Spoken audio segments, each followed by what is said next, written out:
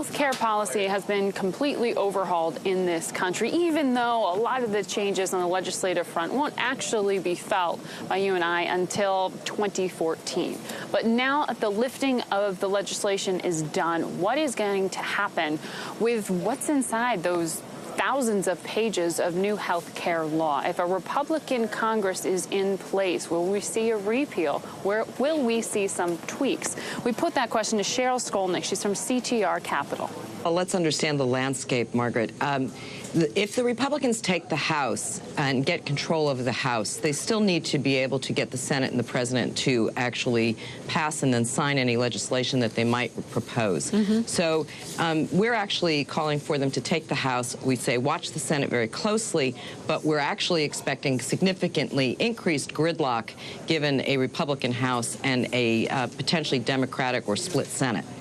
And in that case, while the House probably will pass a law after they're done with taxes and stimulus, they'll turn to health care to repeal and replace, as the platform suggests that they will.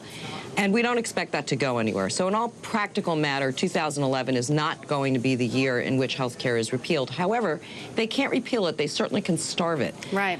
And the CBO estimates that $115 billion of the nearly $1 trillion proposed in this bill to be spent on covering the uninsured is actually subject to the appropriations process. And appropriations bills start in the House, as all spending bills do. And that's where the Republicans can exert control.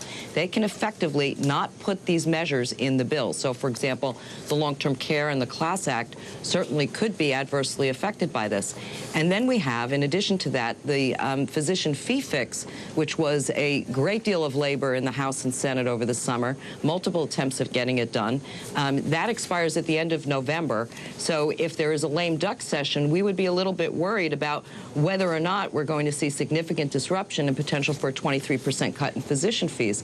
All of this as a result of a turnover of the House. But the key measure here is they can starve it. They can't kill it just yet. Right. They can turn off the funding taps. Yes. But there are parts in there that don't mandate funding. What's safe? Right. The parts that are safe are the exchanges. The parts that are safe are the medical loss ratio provisions. And at the moment, the parts that are safe include the individual mandate and the employer penalties for not enrolling either oneself or one employees in these plans. There is a move afoot to work on that mandate from a Republican perspective. That would mean to eliminate that individual mandate, and that's wrapped up in the court challenge that is moving forward in Florida to the law itself. That mandate really is key, and please understand that there are companies out there, not just hospitals, but also health plans, who are making business decisions every single day in trying to prepare for and organize themselves for these changes in legislation, changes in funding. For example, the Electronic Health Record Initiative, with promised subsidies in 2012, which the Republicans have said that they would eliminate. Businesses have spent money, they've hired people, they've made decisions, they've made investments on the premise that the government will be a consistent business partner. So these are very significant worries on the part of hospitals, on the part of health plans and physicians that are unknowns until we actually see what happens when the Republicans take control of the House. No, it's an important part, and I'm glad you mentioned the electronic records bit of it as well, because we did see that investment in healthcare IT spending. We did see the immediate market reaction there. Your feeling, though, is that that could be in jeopardy? Yes, it's part of the platform that this was part of the stimulus package, and the stimulus is something that the Republican Party platform generally would like to undo the parts of that it can.